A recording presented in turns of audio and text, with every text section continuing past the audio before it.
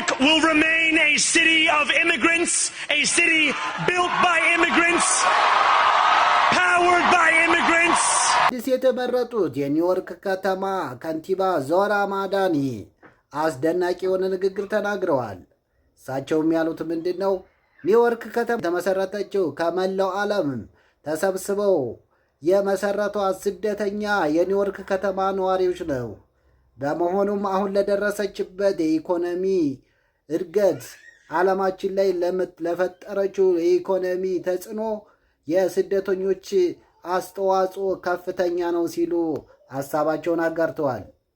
እኔን ስደተኛ ነዋሪ የሆንኩትን ዞራ ማዳኒን ሙሉ በሙሉ መምረጣችሁ ቅንጣት ያህል ስህተት እንዳልሰራችሁ ልባችሁ ሊያውቅ ይገባል ሲሉ ሐሳባቸውን ያጋራሉ። New York will remain a city of immigrants, a city built by immigrants, powered by immigrants. And as of tonight, led by an immigrant. And let us build a shining city for all. I am young, despite my best efforts to grow older. I am Muslim.